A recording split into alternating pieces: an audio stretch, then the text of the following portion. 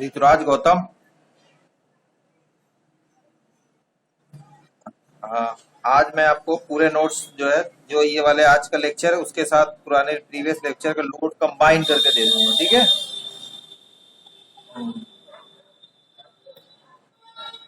Second वाली book है वो ट्यूट शीट में, देखिए ट्यूट शीट 2 में सेकंड बुक है वो सीएसवी मूर्ति की। तो मैं, हाँ, नहीं पूरा सिलेबस नहीं है बेटा उसमें। पूरा सिलेबस फर्स्ट बुक में ही है, ओब्रायन की जो बुक है। इसमें कुछ पार्ट हमने उसका रेफर किया है इससे, इसलिए वो बुक आप परचेज नहीं करिएगा। बुक जो पहली वाली है वही सफिशियंट है, उसी में पूरा सिलेबस मिलेगा, पूरा सिलेबस उसी से डिजाइंड है आपका। ओके।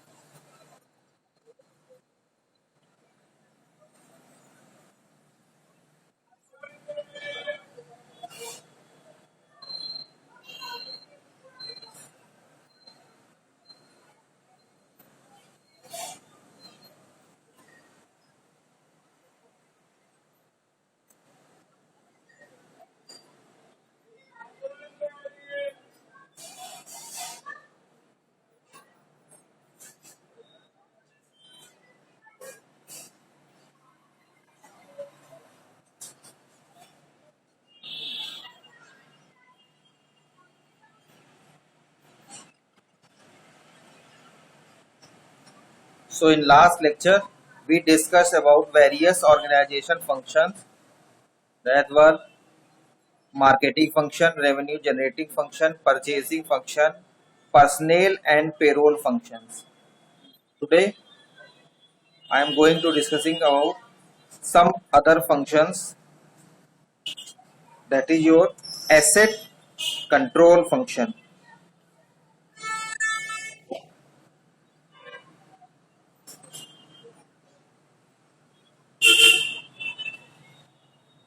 टाइमली ज्वाइन करो क्लास बेटे। Asset control function, asset control function, Ravi Chauhan timely enter करो क्लास में बेटा। ऋतिक प्रकाश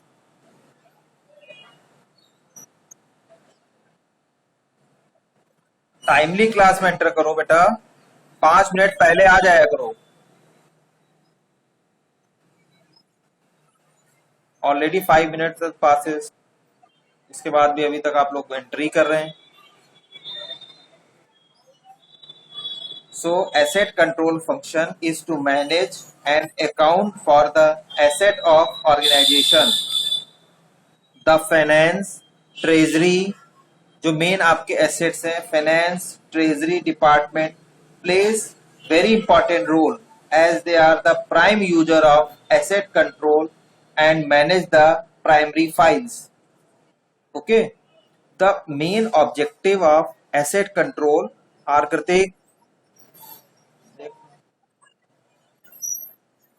टाइमली एंटर करो बेटा क्लास में।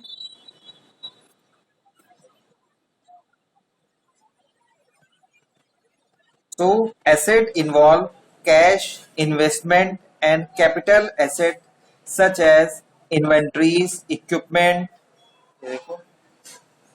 land and building. These all are important factors whenever you are going to provide solutions, computerized solution. You also look after these important assets as key factor of your proposed solution. The purpose of asset control function is to manage and account for the asset of organization. It does not imply physical control over and protection of the asset. Okay? एक आपको मैं diagram बताता हूं. Using that diagram, you are capable to understand the actual equipment file used for asset control.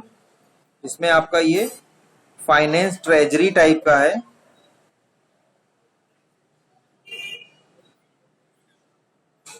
Finance treasury, this is not accounting. Accounting का अलग role है, asset control और treasury का अलग रोल होता है, ध्यान रखिएगा. अकाउंटिंग तो just manage, that is manipulated department kept bye all organisations. But treasury, assets, इनको जो हैंडल करता है वो एक अलग डिपार्टमेंट होता है, उनके फंक्शंस अलग अलग होते हैं. So don't be confuse between asset control function and accounting control function, which will be discussed later. So there are the different file used for using the asset control or treasury management system. जैसे suppose करिए cash account है. Cash account जो जितने भी आपके record हैं,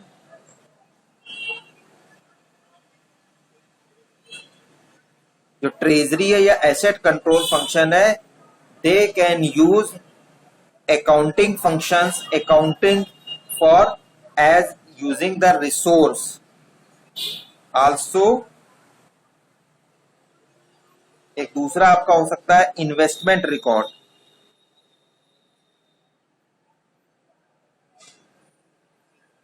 ठीक है, ये भी इसी का पार्ट है. Then equipment inventory. अभी आपको आपके ऑर्गेनाइजेशन और अदर ऑर्गेनाइजेशन से रिलेट करके बता देता हूं.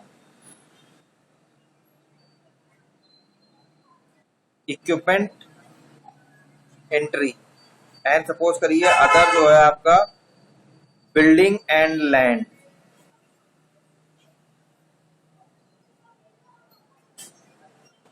इन्वेंट्री. हार्दिक तिवारी, तुमको मैं अभी रिव्यू कर दूंगा, तुम्हारा अभी प्रेजेंट सर निकल जाएगा. समझ रहे हो ना? अगर तुम्हें थोड़ी बहुत भी गलत फहमी ये है कि तुम वहां जाकर कुछ भी कर, ठीक है. प्रेजेंट सर का क्या मतलब है? प्रेजेंट सर का क्या मतलब है? अटेंडेंस हो रही है क्या यहाँ पे?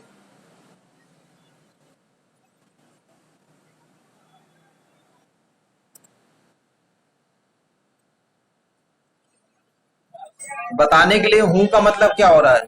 यहाँ पढ़ने आ रहे हो कि यहाँ हूं या ना होने का कोई मतलब है? नेटवर्क मैनेज करो. कब तक ये सब इश्यूज लेकर चलते रहोगे? प्रेजेंट सर है, प्रेजेंट सर है, क्या अटेंडेंस लगवाने के लिए सिर्फ यहाँ पे आते हो? डिले ज्वाइन करते हो, उसके बाद भी ये सब प्रॉब्लम क्रिएट करते हो.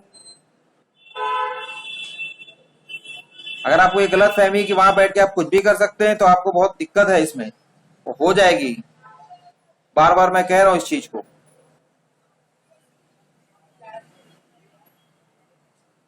एक अक्षर नहीं आता होगा अभी पूछा जाए तो.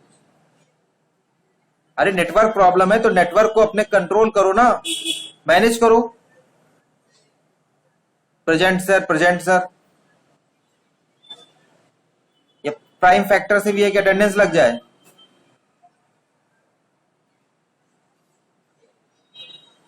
So these are some record, some document used as temporary for illustration here. using asset control function, also known as finance or treasury, is the most important key functions of the asset control function. जैसे for your organization और for the user organization, suppose cash record या cash account की inventory का record आपके लिए as an asset work करता है for the information of future investment. Suppose if your user dedicated some amount or budget to find out the to made a computerized solution from you are hired, so it is the record by which organization top manager can kept a record actual investment used in software development. तो cash कहाँ कहाँ खर्च हुआ वो वहां पे according to software के पूरी एंट्री वहां पे मिल जाएगी. Also inventory record, inventory record जो होगा वो ट्रेजरी के लिए या एसेट कंट्रोल के लिए एक इम्पॉर्टेंट टूल हो सकता है, जिसमें कि एक्चुअल में कितना आप कह सकते हैं मेंटेनेंस में एक्सपेंड हुआ, कितना एम्प्लॉय की ट्रेनिंग में इन्वेस्ट हुआ, कितना एक्चुअल जो उनका टर्नओवर है किसी भी पार्ट या गुड्स में या आइटम में डील करते हैं वहां पे कितना एक्सपेंड हुआ, तो इसका रिकॉर्ड वहां से आपको मिल जाएगा. और उसी से पता चल जाता है किसी की कंपनी की ऑर्गेनाइजेशन की नेट ग्रोथ और एसेट. इक्विपमेंट इन्वेंट्री, इसको आप इस तरह से ट्रीट कर सकते हैं कि सपोज जब भी उन्होंने आपको कॉन्टेक्ट किया फॉर द सॉफ्टवेयर सोल्यूशन, उसके लिए आपने उनको कुछ डिमांड कर दी कि आपके लिए पास एक अपग्रेडेड सीपीयू होना चाहिए, इतने नंबर ऑफ मशीन चाहिए, यहाँ पे एक प्रिंटर की भी जरूरत होगी, यहाँ पे एक ये वाली फलानी मशीन की जरूरत होगी. तो ये सब जितने भी इक्विपमेंट आपने किए उनकी एक इन्वेंटरी का रिकॉर्ड भी मेंटेन होगा, जो कि एसेट उस कंपनी के एसेट को और इंक्रीज कर देगा. Also building land inventory, building के अलग से जो है कोई डॉक्यूमेंट्स हैं. बिल्डिंग का मतलब ये भी आप कह सकते हैं कि आपने कहा नहीं एक सर्वर रूम हमें अलग से बनाना है, तो उसमें जो इन्वेस्टमेंट होगा उसमें जो उन्होंने एक्स्ट्रा बजट अलॉट किया उसके रिकॉर्ड को भी मेंटेन करता है. एंड आल्सो ये सब मिल करके उसके एसेट को ग्रोथ को बढ़ा देते हैं. तो this is the main factor by which the asset control function is carried out, and there are many of activities which can flow by which the asset control can be calculated and also managed during the software development process in your side also. आपके side में भी होता है कि जब आपने कहा तो नई टेक्नोलॉजी के लाइसेंस वर्जन आपको परचेज करने हैं, एंटीवायरसेस आपको परचेज करने हैं, कुछ हायर एजुकेटेड पर्सनल को आपको रिक्रूट करना है, ठीक है, डिफरेंट अदर टूल्स आपने परचेज करने हैं. तो ये सब जो होगा ये भी क्या होगा आपके बजट को बढ़ाएगा, but also it increase your asset, आपके एसेट को भी साथ ही साथ बढ़ाता चला जाएगा. Asset control function manages these things. Next comes to the another important function known as product development and planning.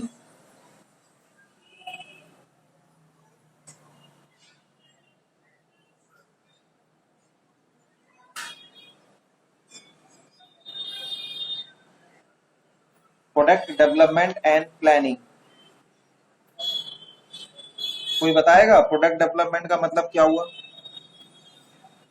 Product from which side, from client side और the your side as a developer. Can anyone tell me what do you mean by product?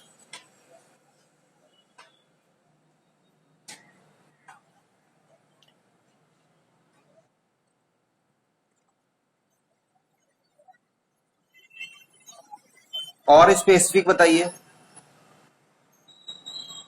बाकी लोग तो ऐसा लग रहा है बस सुनने आते हैं सिर्फ. अंजलि गुप्ता बताइए बेटा प्रोडक्ट का मतलब क्या होता है?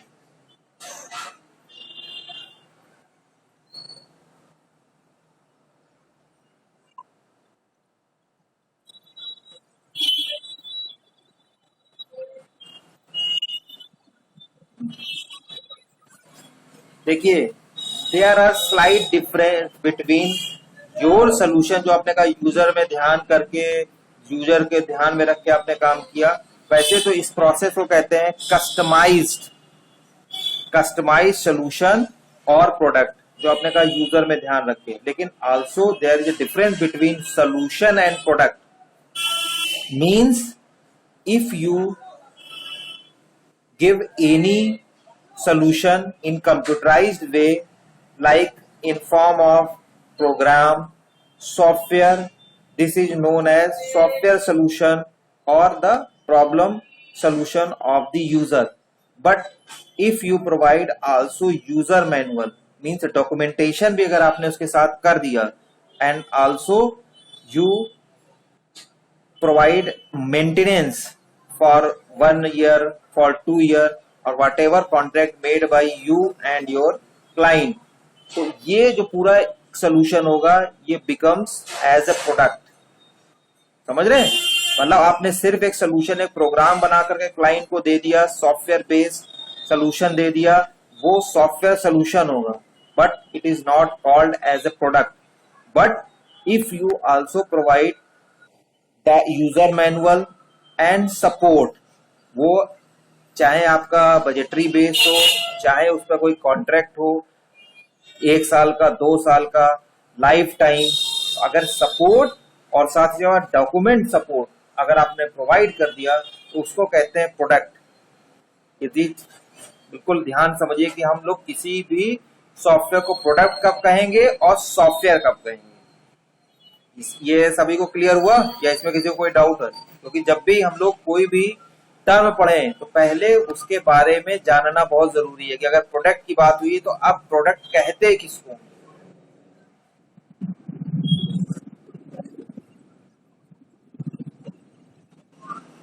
वारंटी वो एक अलग बात है, वो तो प्रोडक्ट भाई देखिए वो क्या हो गया, वो मेंटेनेंस हो गया, मेंटेनेंस प्रोसेस हो गया।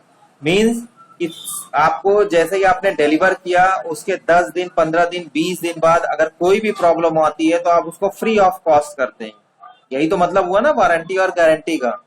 लेकिन वो डिफर करता है क्योंकि इन सब पे अमाउंट फिक्स होता है, आपकी कॉस्टिंग भी लगती है, आपका एक पर्सनल मैन पावर जो है वहां पे डेडिकेटेड होती है।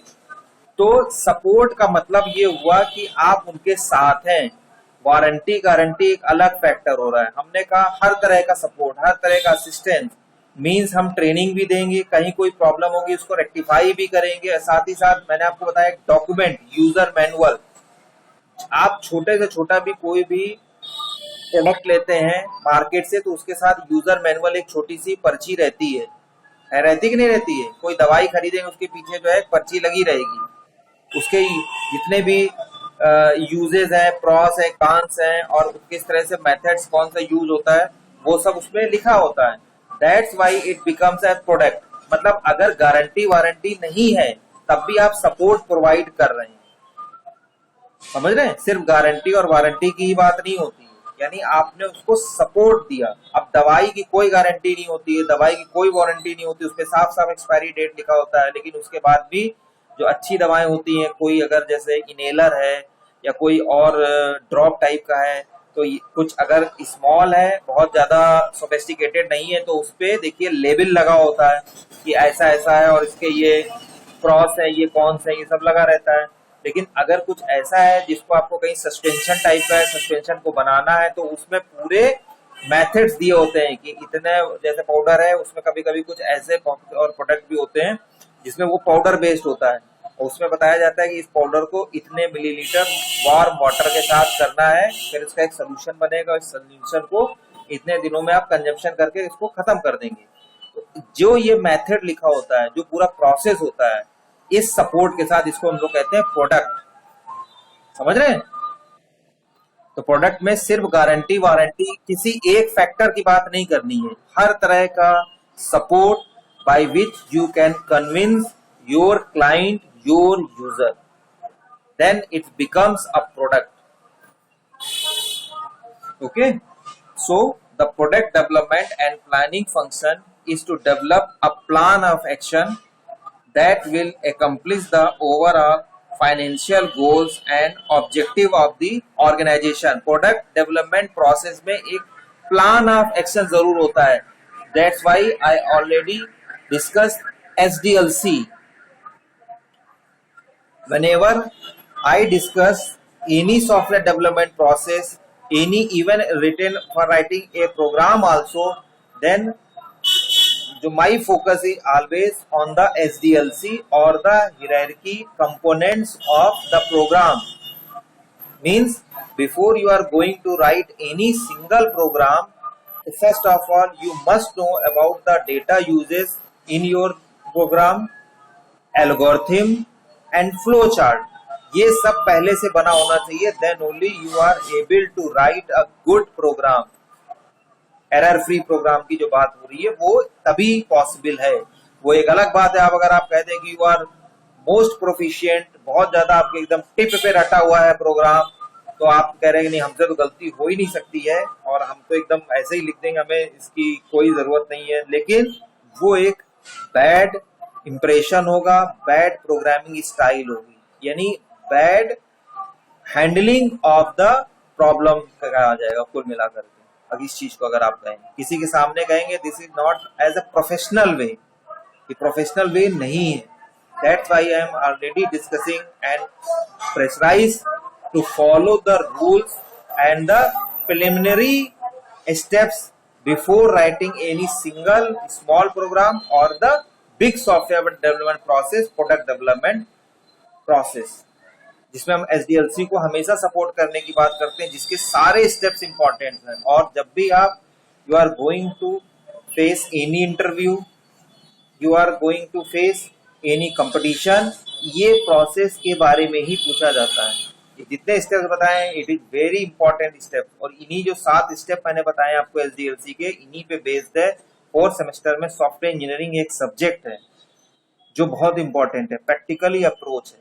It is not theoretical approach. This subject is also practical approach. ये जितने भी कॉन्सेप्ट है it should be implemented during the software development process.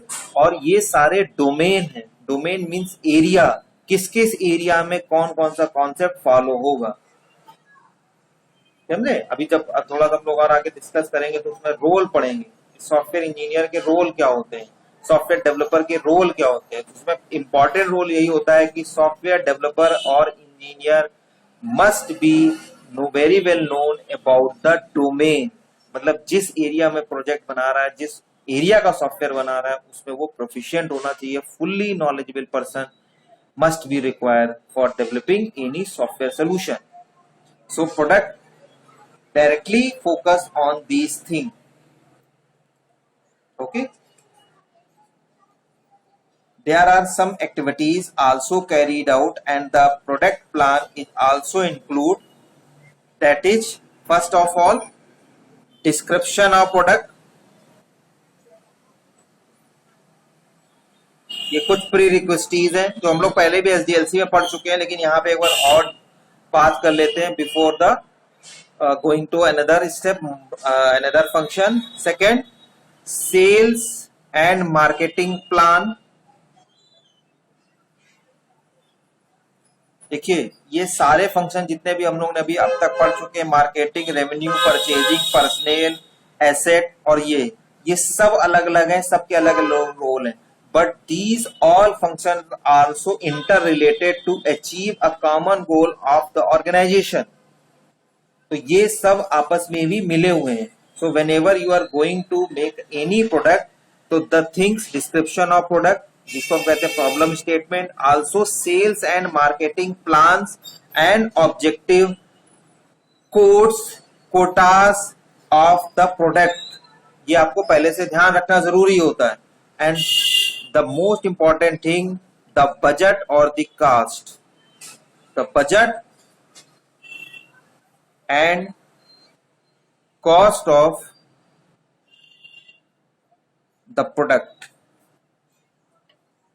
ये भी आपको ध्यान रखना है. बजटिंग एंड कॉस्टिंग, ठीक है. बजट एक इंपॉर्टेंट टर्म है और कॉस्ट में बहुत सारी चीजें अलग से और भी रहती हैं. कॉस्ट का मतलब ये हो गया कि cost in the term of time, cost in the term of other peripherals, इन सबको इंडिविजुअली भी कैटेगराइज करता है. तो ये भी इंपॉर्टेंट आपके फैक्टर है before going to develop any product. And also planning function, अभी हम इसको आगे और डिस्कस करेंगे। Planning function very important. Planning function पूरा हमारा 1-2 लेक्चर बेस्ड है इसी प्लानिंग फंक्शन में। Plan must begin more before than actual implementation of the product. बहुत पहले से प्लान आपका बनना चाहिए, बना होना चाहिए। And plan must be have more than one alternatives. जो भी प्लान होगा उसमें अल्टरनेटिव बहुत ज्यादा होने चाहिए। ज्यादा अल्टरनेटिव होंगे then only you are comfortable to choose a good plan, a good product. Next one is manufacturing function.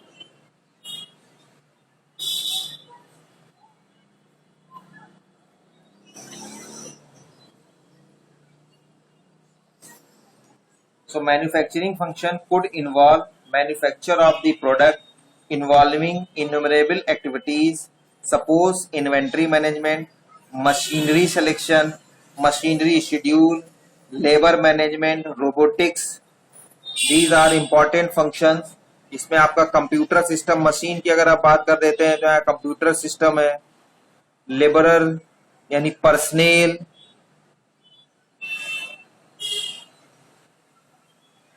there are some important robotics, important term used, robotics,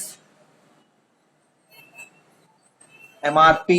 आपने सभी लोग ने एमआरपी का भी नाम सुना होगा, जिसमें कहते हैं मैक्सिमम रिटेल प्राइस या मटेरियल रिक्वायरमेंट प्लानिंग आल्सो। जो मैक्सिमम रिटेल प्राइस है एक्चुअल में अगर in the term of organization की बात करेंगे तो उसका मतलब होता है materials requirement planning, by which the cost of any product is decided. Materials requirement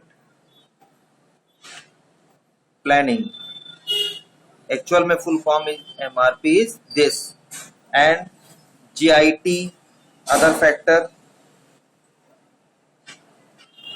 Can anyone tell me about the full form of GIT? सभी लोग ने अभी पढ़ा भी होगा मुझे लग रहा है। हर्ष अग्रवाल,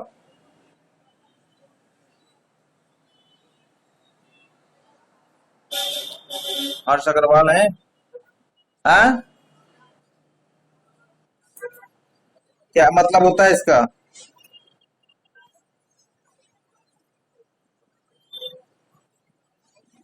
जस्ट इन टाइम का मतलब क्या हुआ?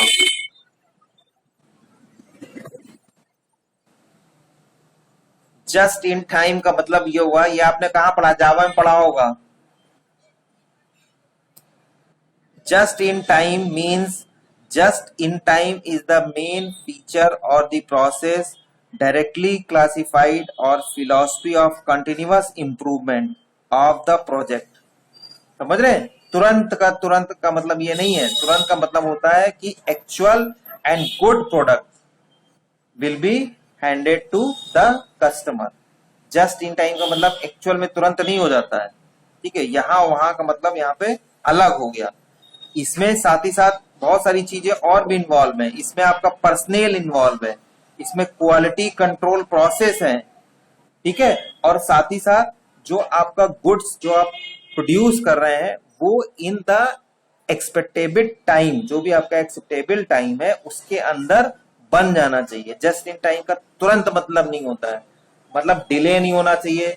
Bye the means of different processes, different laws, different dues, clearing में कहीं फंस गया है या कोई और डिपार्टमेंट से आपको एनओसी चाहिए, नो ऑब्जेक्शन सर्टिफिकेट, वो सब पहले से प्रिपेयर होना चाहिए। When you are following the term SDLC, तो ये सारी चीजें ऑलरेडी आपकी होती रहती हैं क्योंकि क्लियरेंस मिलता रहता है। सपोज जैसे मैंने आपको बताया कि in SDLC the output of any phase works as a input of other phase. तो जो कोडिंग वाली टीम है directly depend to the designing team के आउटपुट पे ही बेस्ड होती है। तो जब एक बार वहां से क्लियरेंस मिल जाता है देन ओनली ही और the team is able to code the design into interactive pages. तभी तो वो कंफर्टेबल होगा, तभी तो केपेबल होगा। तो ये सारी पॉसिबिलिटीज जितनी भी हैं वो पहले से ही रेक्टिफाई होनी चाहिए और इम्प्लीमेंट होना चाहिए। तो क्लियरेंस हर जगह से मिलता रहना चाहिए, कहीं पे यहाँ पे डिले ना हो। जस्ट इन टाइम का मतलब यहाँ पे ये हो गया, ठीक है। जहाँ पे पर्सनल इन्वॉल्वमेंट की बात है, इसमें टीम वर्क, सप्लायर जो भी आपके होते हैं वो सब इसमें एक्चुअल में होने चाहिए। वैसे आपको मैं बता दूं कि इन अवर इंडस्ट्री मतलब in software development process there are no manufacturing in classical sense. ये खास बात है, हमारे यहाँ सॉफ्टवेयर इंडस्ट्री में कोई भी मैन्युफैक्चरिंग प्रोसेस नहीं होता है। मैन्युफैक्चरिंग का मतलब एक सीधा सा होता है कि रॉ मटेरियल से हम कोई चीज बना रहे हैं। हमारे यहाँ जो भी सॉफ्टवेयर होता है वो ऑलरेडी डेवलप होता है। दिस थिंग्स या this kind of activity only happen और carried out in your client side, may or may not be. आपके क्लाइंट साइड में तो ये हो सकता है, but in our side as a development team हमारे यहाँ इस तरह की कोई भी एक्टिविटी नहीं परफॉर्म होती, कोई भी एक्टिविटी हमारे यहाँ बिलोंग नहीं करती है, क्योंकि हम लोग ऑलरेडी जो डेवलप्ड कंपोनेंट है इन the term of hardware, software और डिफरेंट टूल्स वो ऑलरेडी डेवलप्ड है, तो हम उनको असेंबल करते हैं और असेंबल करने के साथ मीनिंगफुल वे में कंबाइन करके सोल्यूशन प्रोवाइड करते हैं। तो हमारे यहाँ ऑलरेडी सब कुछ पहले से प्रिपेयर होता है। Also CAD oblique CAM, computer aided designing, computer aided manufacturing, ठीक है, number of production and also important term that is CIM, computer integrated manufacturing. जो भी मैन्युफैक्चरिंग होगी कंप्यूटर इंटीग्रेटेड मैन्युफैक्चरिंग, CIM।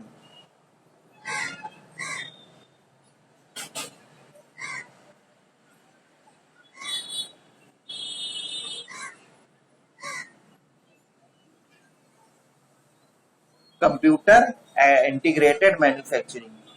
तो जो हम सोल्यूशन प्रोवाइड कराते हैं वो हमारा इसी पे बेस्ड होता है, कंप्यूटर इंटीग्रेटेड मैन्युफैक्चरिंग, जिसमें कि सारे बेनिफिट्स, आपका कॉस्ट सब कुछ इंक्लूड हो करके इंटीग्रेटेड पार्ट का जो है पूरा सोल्यूशन प्रोवाइड होता है। यहाँ पे सारे इंटीग्रेटेड पार्ट को कंबाइन करके ये एक मीनिंगफुल सोल्यूशन प्रोवाइड करते हैं। Next come to the accounting function.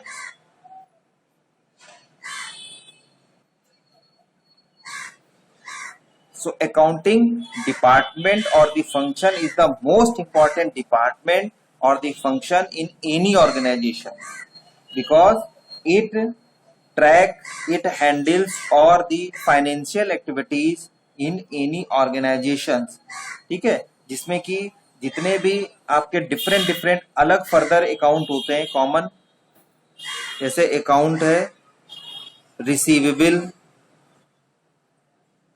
ठीक है, जो भी रेवेन्यू जनरेशन का जो भी काम है वो देखता है, अकाउंट पेबल,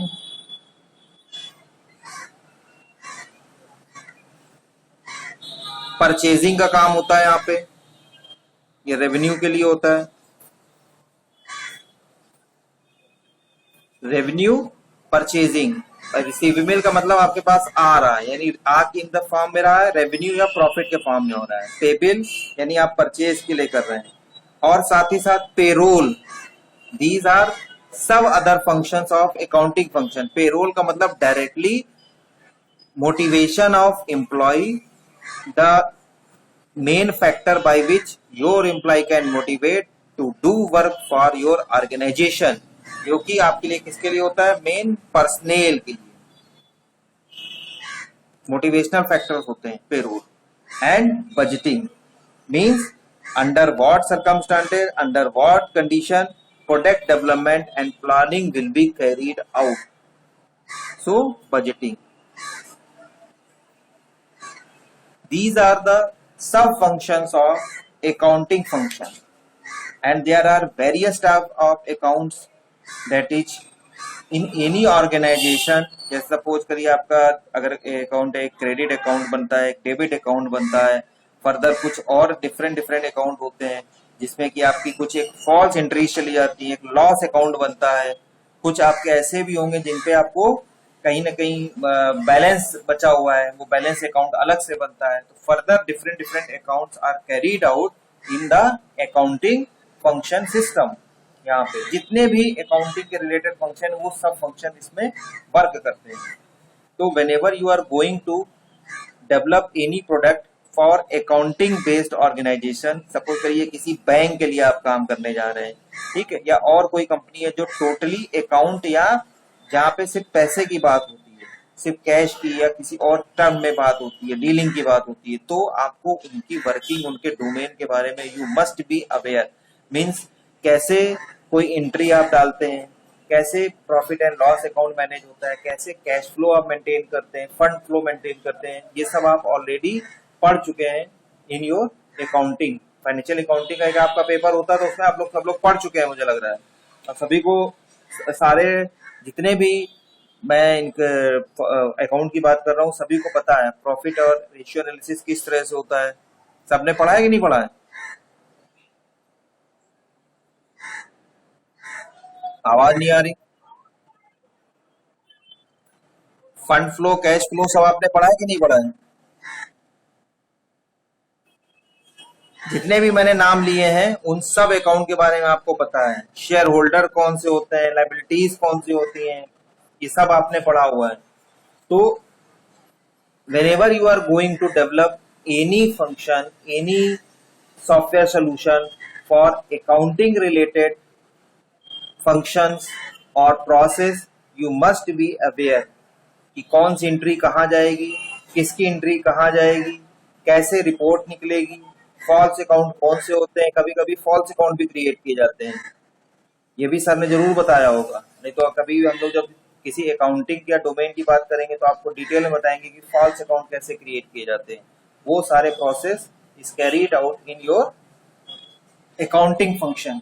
डमी कुछ ऐसी एंट्रीज होती हैं, ठीक है। नेक्स्ट है इन्वेंट्री कंट्रोल फंक्शन।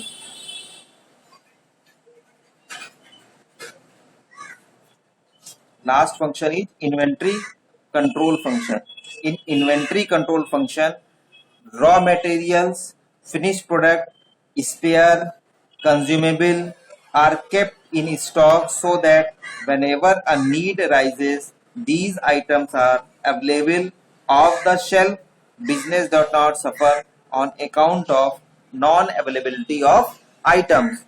Means जब भी कोई भी आप सोल्यूशन इस तरह का प्रोवाइड करेंगे, जब भी किसी इन्वेंट्री जहां पे डील हो रही, जैसे स्पेयर पार्ट्स की दुकान है, इन्वेंट्री का मतलब या ग्रोसरी की कोई आपकी शॉप है, उनके लिए आप कोई प्रोडक्ट बनाते हैं, कोई सॉफ्टवेयर बनाते हैं, तो उन सब में ये चीज मैनेजमेंट का प्रोसेस ध्यान रखते हैं। मीन्स वहां पे एक डेली स्टॉक रिपोर्ट निकलेगी, ठीक है, कितने फास्ट मूवेबल आइटम्स है, कितने लो मूवेबल आइटम्स है। जैसे सपोज करिए कुछ ऐसे आइटम्स होते हैं जो महीने में एक बार बिकते हैं, ठीक है। अगर यू हैव फिक्स्ड कस्टमर्स तो आपको भी पता चल जाता है कि ये वाला आइटम हमारा ये महीने में एक बार जाएगा। कुछ ऐसे आइटम्स होते हैं जो आपको लगता है 5-6 महीने में एक बार ही ये आपका कंज्यूम होता है।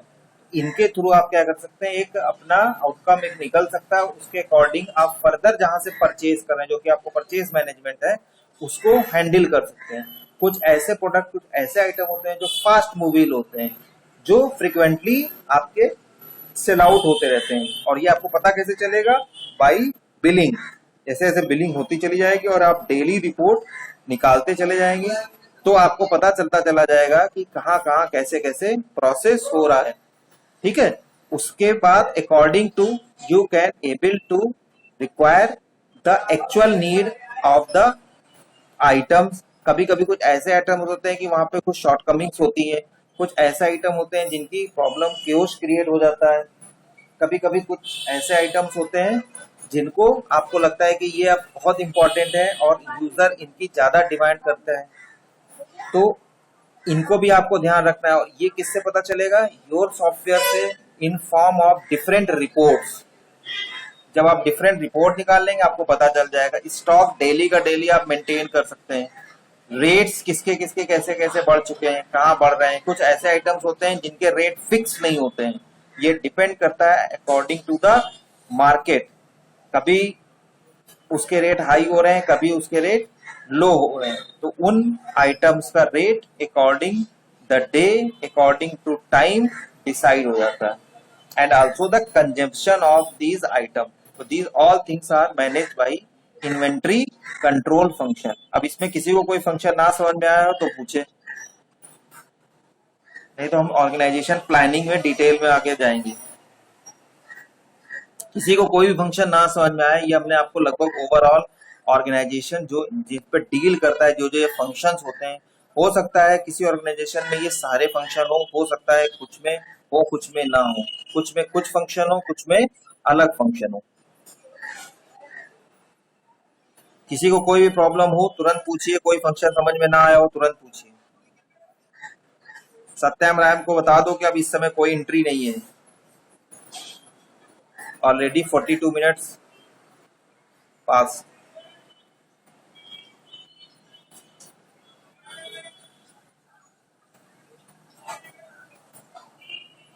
एक बार रिवाइंड कर लीजिए, किसी को किसी भी फंक्शन में कोई भी प्रॉब्लम है तुरंत पूछ लीजिए,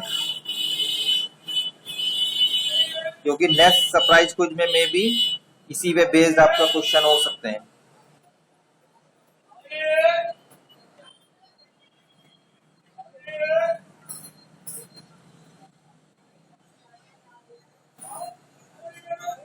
गार्गी चतुर्वेदी,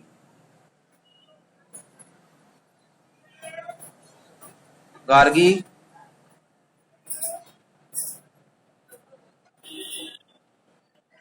गार्गी नहीं है यहाँ पे, तो लग रहा है आवाज नहीं आ रही है। गरिमा,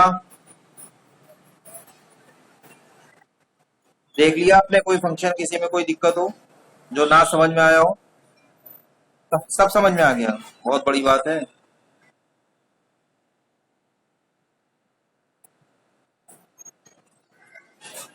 चलो, हर्षित श्रीवास्तव,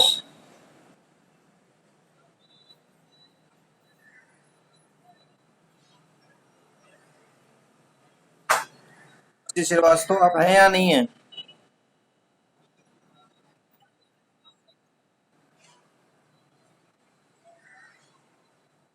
हर्षित श्रीवास्तव नहीं है, ज्वाइन तो किया था उन्होंने। गार्गी, क्या प्रॉब्लम हो गई थी?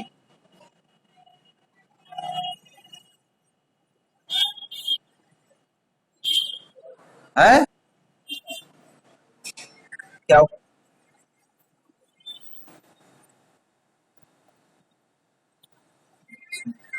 चलिए, now move to the next topic, organizational planning. अभी तक हम लोग ने सब ऑर्गेनाइजेशन के फंक्शंस और स्ट्रक्चर ऑफ ऑर्गेनाइजेशन पढ़ा था। अब what is the organisation planning, what is the planning? तो can anyone tell me what do you mean by planning? Planning होता क्या एक्चुअल?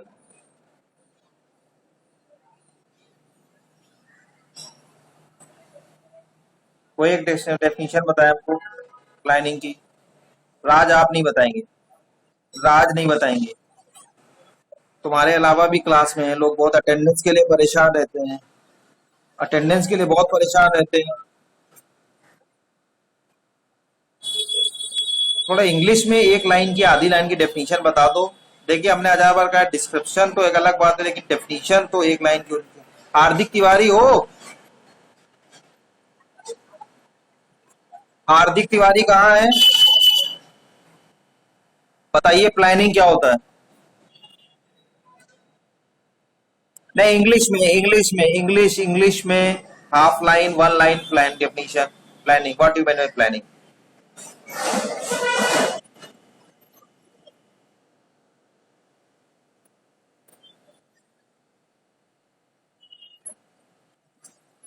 कल्याणी,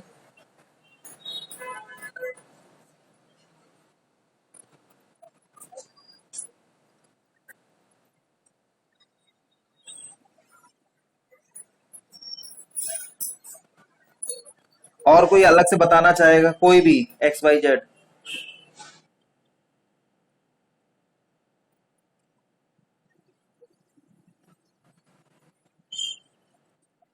हाँ बताओ राज।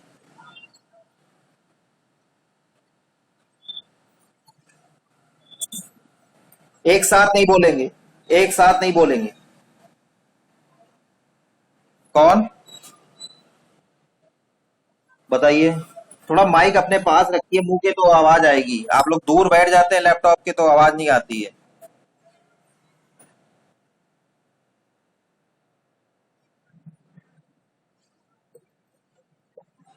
और कोई बताइए।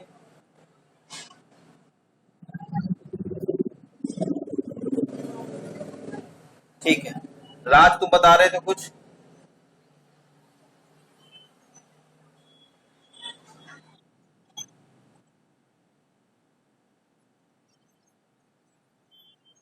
मैं कौन, नाम बताओ पहले। हाँ बताओ।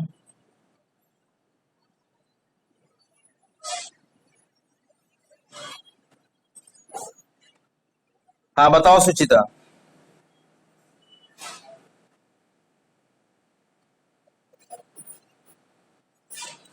फिर से बताओ।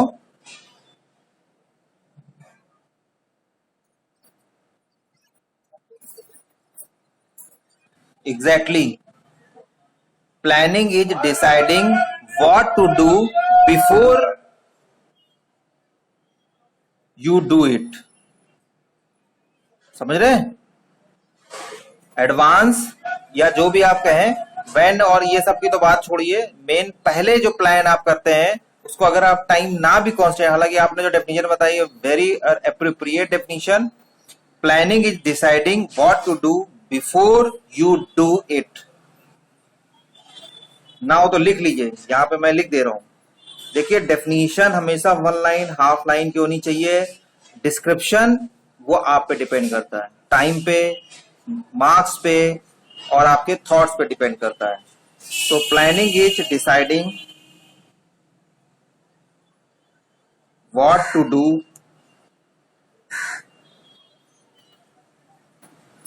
Before you do it.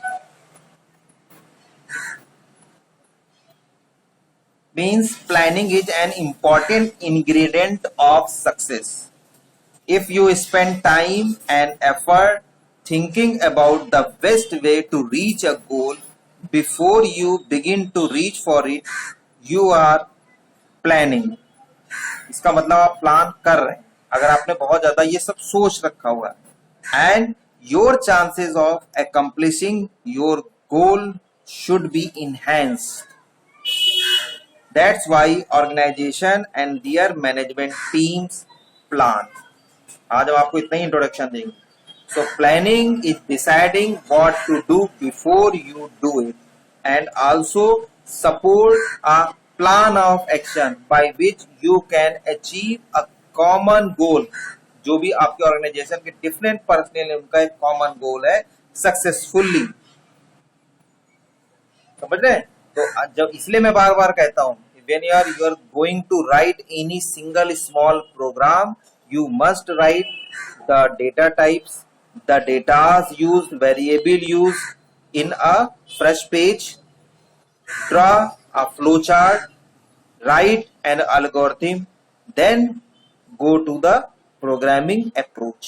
तब जाके एक्चुअल में प्रोग्रामिंग करिए, कोडिंग करिए। प्रोग्रामिंग उसको नहीं कहते, प्रोग्रामिंग तो ये पूरा प्रैक्टिकल अप्रोच है। प्रोग्राम मतलब आप कह सकते हैं जिसको आप प्रोग्रामिंग समझते हैं उसको कहते हैं सिर्फ और सिर्फ कोडिंग यानी इम्प्लीमेंटेशन। और ये पूरा जो प्रोसेस है वो पूरा प्रोग्रामिंग का, जिसमें प्लानिंग और इम्प्लीमेंटेशन दोनों इंक्लूड होता है। तो प्रोग्रामिंग ये होती है। ठीक, नेक्स्ट लेक्चर में हम और डिटेल में पढ़ेंगे planning, types of planning, there are various planning terminologies also. बहुत इंपॉर्टेंट टर्म है प्लानिंग भी। ठीक है, नाउ इट्स अटेंडेंस टाइम।